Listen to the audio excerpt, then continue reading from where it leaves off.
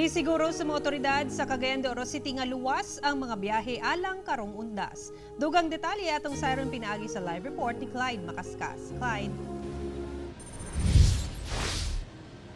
Sara, hugot nga pag-inspeksyon ang ginapatuman karon sa mga otoridad ngadto sa mga pampublikong sakyanan sa mga terminal diri sa Cagayan de Oro City.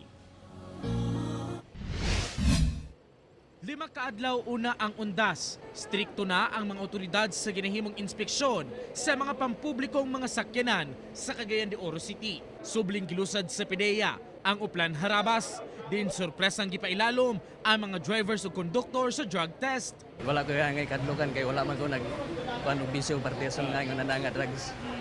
Yearly man siya nga campaign, natay nakita nga very minimal numbers. Di na ako mahatag sa pagkakaroon kay wala ako ang data. Pero we make sure nga nag-undergo og intervention. Wala kuno kaso nga ipahamtang sa mga magpositibo apan kumpiskahon ang ilang mga lisensya o dili pabihiyon pa. After the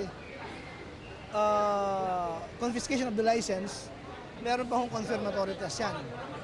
After the confirmatory test and if found positive, we will hold the license until such time na makapag-present sa amin ng evidence yung subject person, yung subject driver, na dumaan na siya sa intervention. Uyon kayo sir para makalikay po sa disgrasya ba. Ginasiguro sa LTFRB ug LTO ang roadworthiness sa mga van ug bus. Upat ka mga unit sa bus nga dunay liki ang windshield ang wala gipabiyahe o gipailisan una sa mga bus company. Dapat yun.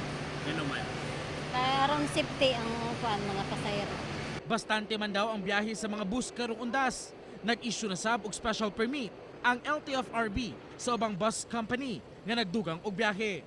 Sa karon nanay mga more than 60 units nga buses nga nag-apply. Asa kasagaran ang ruta ani sir? Ang kasagaran is Butuan, Davao, o kanin din sa may Balingwan. Gawa sa pagpanigurong ginahimo karon sa mga otoridad, dapat sab nga paniguraduhon nato ang atong kaugalingon nga luwas sa unsamang disgrasya. Sara?